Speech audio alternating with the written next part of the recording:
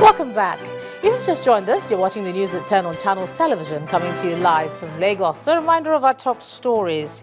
Huge protests engulf Umbuluku community in Delta State as suspected kidnappers kill first-class Monarch. More drama as court grants Metu 300 million naira bail condition with 2 sureties, just as Dasuki's trial is stalled. Benue and Nasarawa state herdsmen agree on ceasefire after years of communal clashes. And South Africa faces its worst drought in the region in 30 years.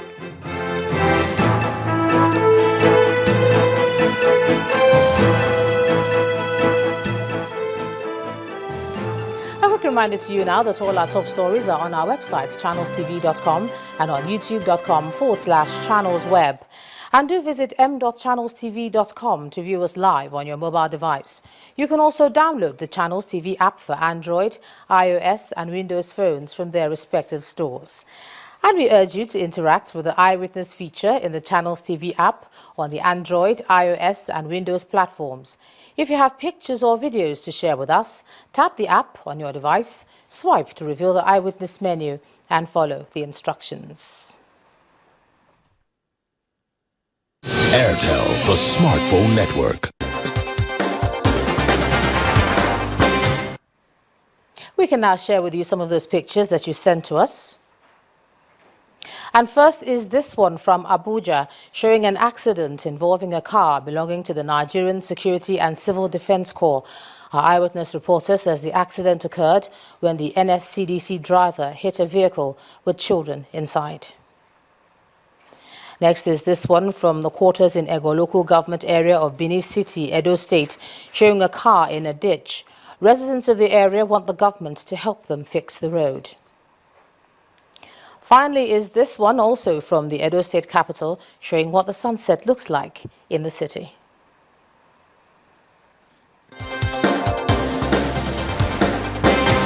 Airtel, the smartphone network.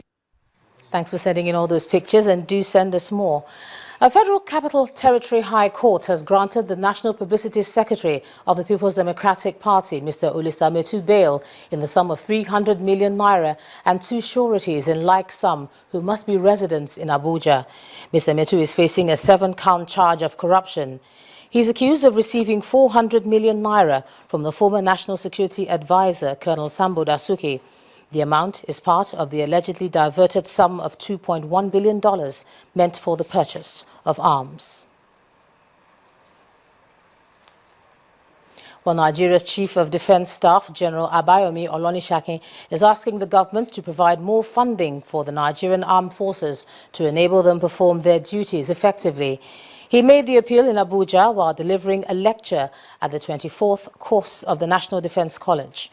According to the Defense Chief, monetary allocations to the armed forces have continued to dwindle between 2009 and 2014, even in the face of rising security challenges.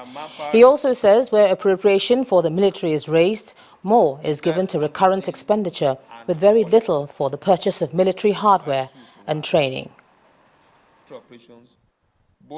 The ability of the armed forces to contain contemporary, emerging and future threats would depend on the funds available to improve its capability through the procurement of new platforms, training, equipment, as well as research and development. However, defense allocation in Nigeria has reduced in recent times due to other competing interests. Nigeria defense expenditure fell in 2014. Even with increased oil revenue and insurgent activities in northeast Nigeria. A comparison of the real values of Nigerian recurrent and capital defense expenditure from 1980 to 2010 indicates that the bulk of Nigerian defense expenditure is allocated to recurrent expenditure, leaving the military with little or no outlay for capital expenditure. Even with a rise in appropriation to the defense sector in 2011 to 348 billion, recurrent expenditure rose to 305 billion, while capital expenditure fell to 59.25 billion. Thus, It could be adduced that the defense expenditure outlaid did not channel adequate resources for the development of the armed forces. This is a major challenge to the armed forces of Nigeria, which can be overcome through the application of effective and efficient procedure and best practices. Ijaw leader and elder statesman Chief Edwin Clark has urged President Muhammadu Buhari to intervene in the alleged harassment of people of the Niger Delta for the maintenance of peace and stability in the region.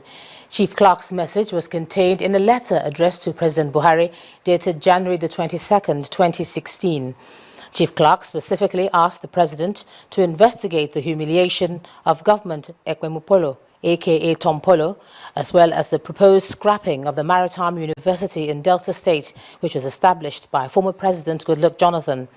The elder statesman advised President Buhari to be wary of some persons around him who may be misinforming him.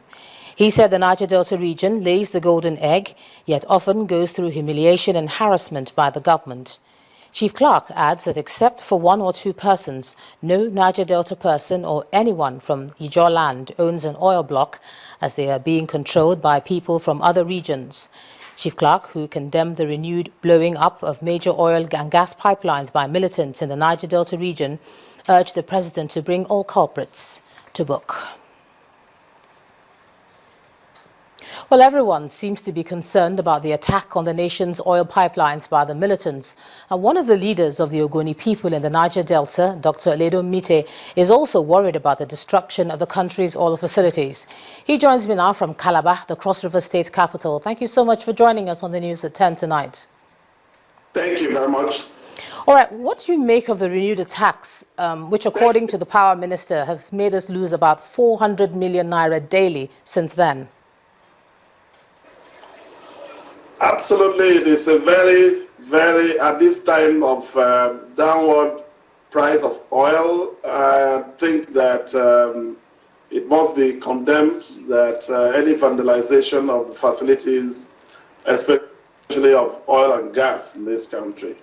I think, but in my view, the more important thing is that we should not see that as a beginning of the problems or resuscitation of the problems that we saw in the recent past. We should rather see it as an indication of how fragile the quiet in the region has been.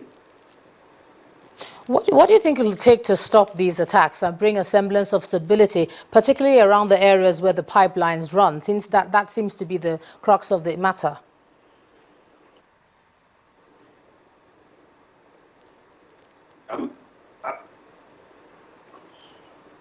I'm missing you.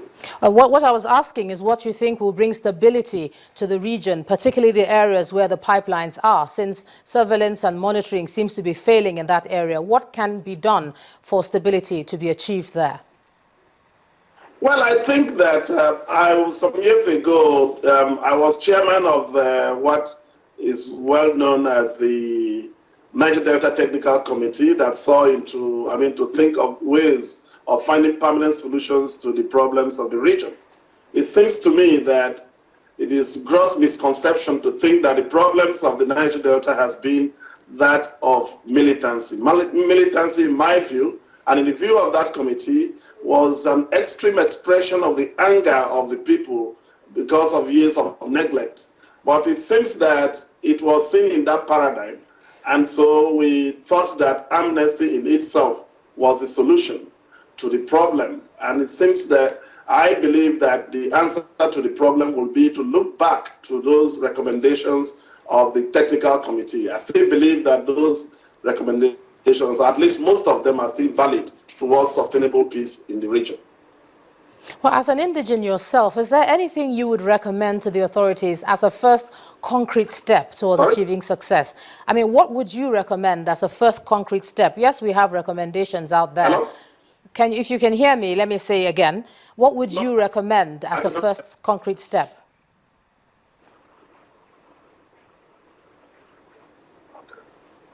Once again, I'm asking for your recommendations, if you can hear me.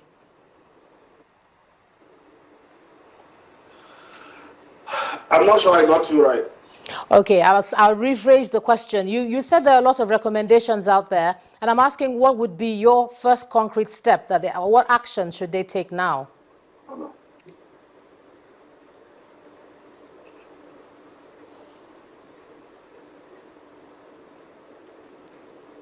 All right, I think we're going to have to re-establish contact with Dr. Ledu Mite. He was telling us about the various recommendations that have been made and looking into them.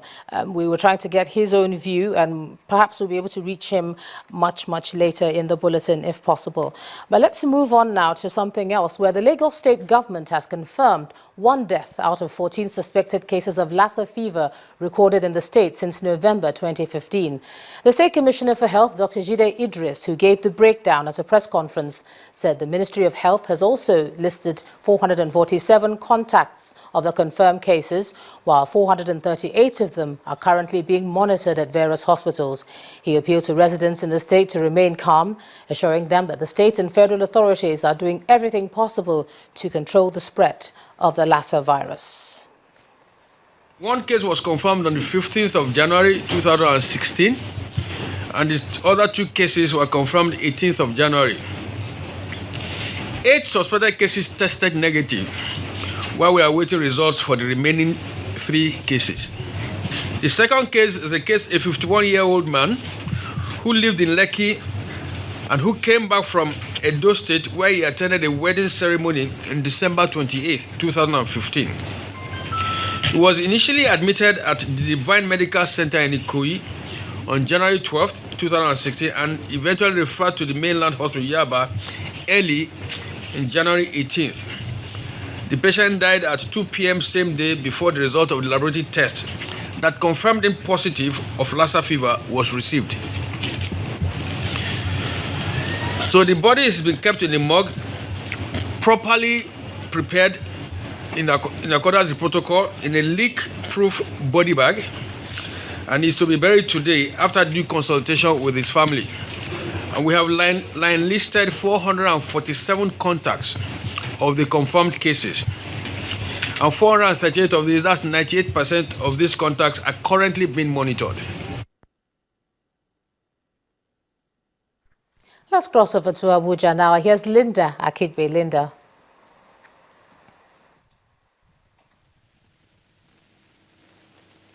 Hello, Ijoma. Thank you for joining us and welcome to the nation's capital. The United Nations High Commissioner for Refugees has unveiled plans to commence a capacity training program for internally displaced women in Nigeria's northeast region. The country representative of the United Nations agency, Angel Atanga, told journalists at a press conference in Abuja that the training is targeted at internally displaced women as they seek to restore their economic independence. The initiative, which would run in partnership with the Ministry of Women Development, is expected to train women on new methods of farming and other technical skills. Meanwhile, the Minister of Women Affairs says the program, when implemented, would fast-track government's rehabilitation efforts of the IDPs.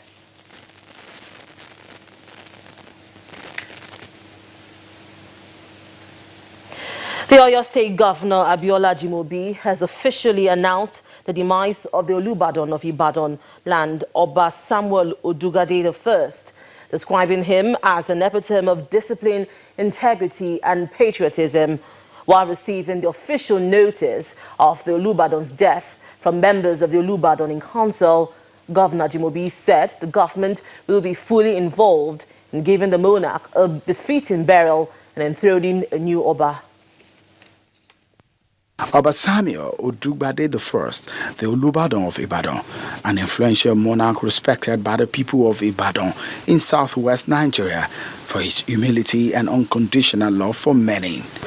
These rare qualities in a leader will surely be missed, not only by those he led, but by many across the region.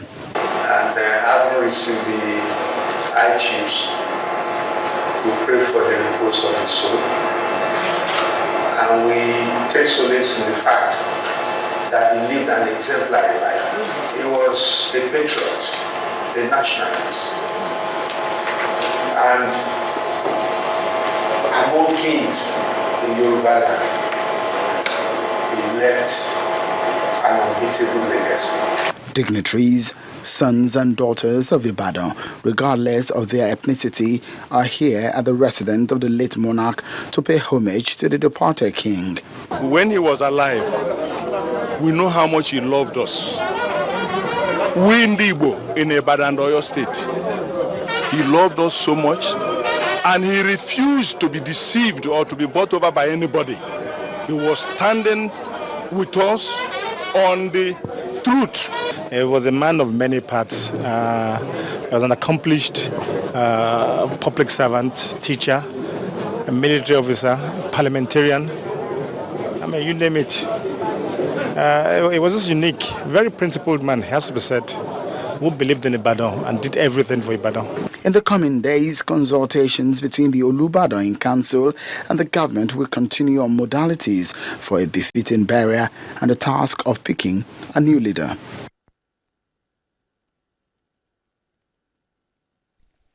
The Minister of Power, Works and Housing, Mr. Babatunde Fashola, has suggested the investment of some parts of the pension funds in the provision of infrastructure. Mr. Fashola, who spoke at a meeting organized by the National Pensions Commission in Abuja, said contributors of the pension scheme who constitute the nation's low-income earners deserve a better infrastructure to go about their daily lives. He said the nation's pension fund must be channeled into ventures that will turn around the nation's economy. On her part, the Director General of the National Pensions Commission, Mrs. Chinelo Anohu Amazu, stressed that the Commission remains committed to protecting the interest of pensioners. Now that's all from Abuja. Back to you, Joma. Thanks a lot for that one, Linda. And when the news at 10 returns, we continue to keep our eye on the discourse in Davos, Switzerland, as Channels Television's business team gives us updates from the World Economic Forum. That will be on business. To join us again.